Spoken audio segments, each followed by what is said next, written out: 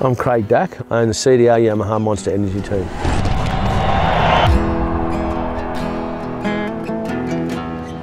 I live in Torquay, Victoria, a great little coastal town which is officially the start of the Great Ocean Road. I started off riding motorbikes at a young age. My father used to take me to this track every Saturday morning where we used to pay $5 for an hour. And then that progressed into mini bike clubs, into mini bike racing. I left school at 16 or 17 as quick as I could and went straight into professional racing. Won a bunch of national championships, won 4 Mr Motocross series, a bunch of Supercross championships. I represented Australia 7 times at the Motocross to Nations. A pretty successful career in Australia from about the late 70s right through to I retired at the end of 92. I started straight away taking on CDR as it is now, the race team, at the end of 92 or the beginning of 93 actually. This year we're actually celebrating CDR's 30th year. First bike there is, I think it's 1975, something like that, which is a QA50. That was a bike I started on, a bike like that. And then my Peter Jackson Yamaha YZ250. That was the bike I rode at in the last year of my career, which was 1992. Yamaha presented me that with a present when I retired. It's in pride of place in my gym in my house, and every morning I do weights, I have a look at it, the first bike, the QA50 and that bike, and it just reminds me of where I've come to today. Motocross and Supercross and my business is my life, and if you talk to a golf person plays golf or a guy runs a V8 supercar team, they'll all say the same. It's like I've never worked a day in my life, you know, because it's my sport, and now it's given me this and a living.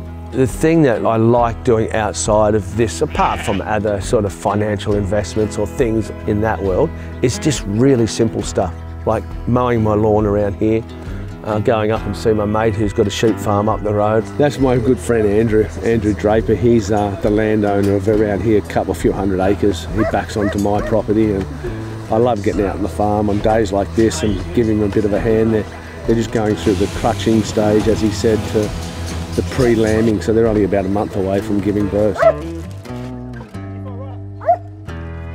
Racing is my life. It has been my whole life. I love having a bit of time off. I love motorcycles obviously, but I also like getting away from it. So when I have a weekend or 2 off, I really enjoy that.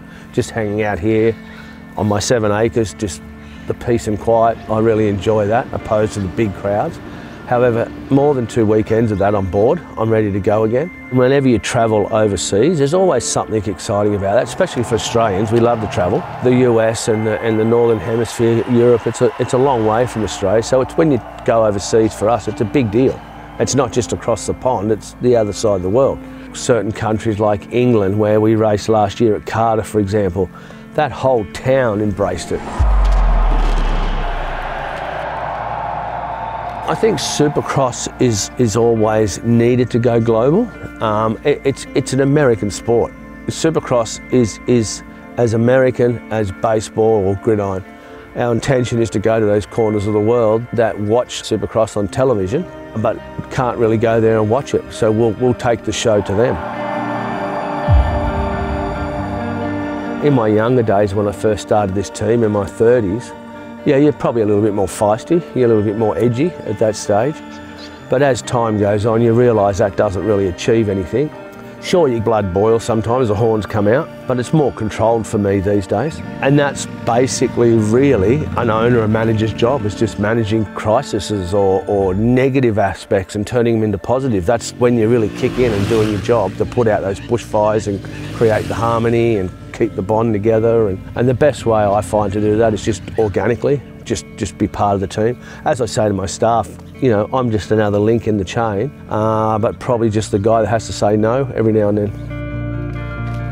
I enjoy running the team much more than I did actually racing. You've got to look after a whole bunch of other people. You know, you've got to have that team operating and singing the same tune. Every day I like it more and more, and it sounds weird after 30 years. I've always had a very close relationship with the technical people, because when I raced, I knew I was only as good as they could help me. I knew that was a positive thing and an important thing. Plus, I just respect what they do. I think they're the unsung heroes. Maybe it's just forks that we just have to think about more than shocks. Do you need to go out to the track with them, or do you reckon it's just a matter of bolting it on? It never leaves you. You know, 24 hours a day it's there in one way, shape or form. Whether you're trying to always think about how can you make things better, how we can make the technical aspect better, how I can influence my riders better. I find getting up every morning, early in the morning is a real key for me, and go out for my walks and go and do my weights and wake up with nature in the daylight. For me, that's a really important part of keeping my head clear.